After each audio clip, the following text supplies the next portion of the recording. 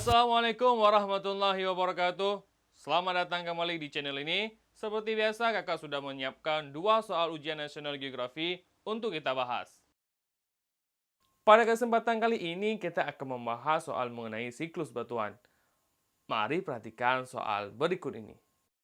Soal nomor 1, batuan angka 2 berubah menjadi angka 3 seperti gambar disebabkan oleh A. Pelarutan dan pendinginan, B. Pelarutan dan pemanasan, C. Pendinginan dan pengendapan, D. Pengangkutan dan pengendapan, E. Pendinginan dan pengangkutan.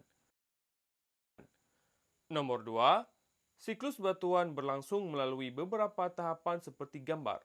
Salah satu tahapan bertanda X terjadi di perairan sungai, sehingga membentuk batuan A. Gabbro, B. Granit, C. Pasir, D. Obsidian, E. Batu apung. Pernah lihat batu kan? Ternyata batuan yang ada di sekitar kita mengalami siklus juga loh, dan proses pembentukannya yang sangat lama. Siklus batuan adalah suatu proses yang menggambarkan perubahan dari magma yang membeku akibat pengaruh cuaca hingga menjadi batuan beku, lalu sedimen, batuan metamorf, dan akhirnya berubah menjadi magma kembali. Pada awalnya, magma terbentuk secara alamiah dalam waktu berjuta-juta tahun.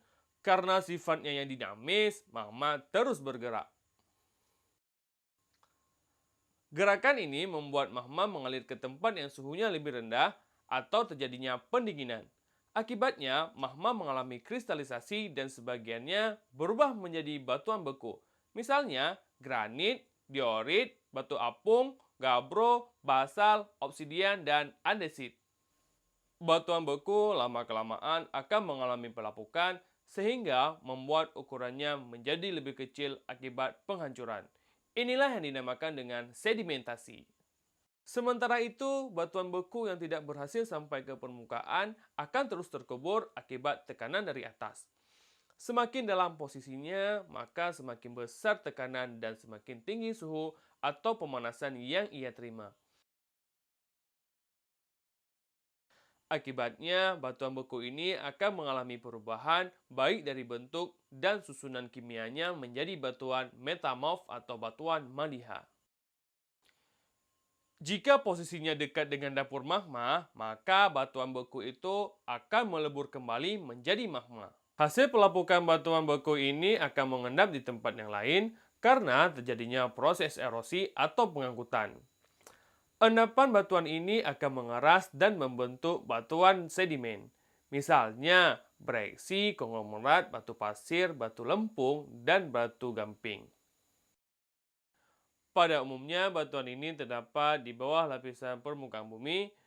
Batuan ini juga terus bergerak semakin dalam karena di permukaan bumi terus terciptanya lapisan sedimen baru. Lapisan sedimen baru akan menghimpit lapisan sedimen sebelumnya, sehingga bergerak semakin turun mendekati kamar magma. Akibatnya, batuan sedimen akan menerima tekanan dan suhu yang tinggi, sehingga bermetamorfosis menjadi batuan maliha. Sementara itu, sebagian dari batuan sedimen juga bisa melapuk. Hasil pelapukannya mengendap dan mengeras sehingga menghasilkan batuan sedimen jenis baru. Dalam perjalanannya, sebagian dari batuan metamorf juga mengalami pelapukan serupa dan berubah kembali menjadi batuan sedimen. Selain itu, batuan metamorf yang memiliki struktur kimia yang sangat berbeda dengan batuan sedimen dan batuan beku, sehingga akan meleleh dan melebur kembali menjadi magma. Contoh dari batuan metamorf adalah batu sabak, batu sekis, batu genes, dan batu marmer. Soal pertama, dari pembahasan tadi, angka 3 menunjukkan tahapan sedimentasi. Pada tahapan ini kita tahu bahwa terjadinya proses pelepukan pada batuan, kemudian batuan tersebut mengalami pengangkatan dan pengendapan, sehingga terbentuklah batuan sedimen. Dan jawaban yang benar adalah D.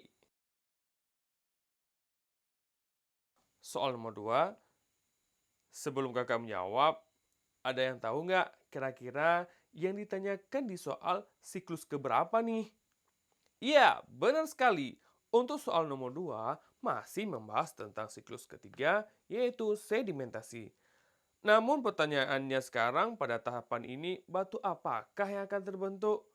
Dari kelima opsi jawaban, pasirlah yang sering kita jumpai di perairan sungai. Dan pasir salah satu batu yang mengalami pelapukan sehingga ukurannya menjadi kecil-kecil. Maka jawaban yang benar adalah option C. Cukup sekian pembahasan dari kakak, semoga bermanfaat dan semangat terus belajarnya ya. Terima kasih telah menonton. Assalamualaikum warahmatullahi wabarakatuh.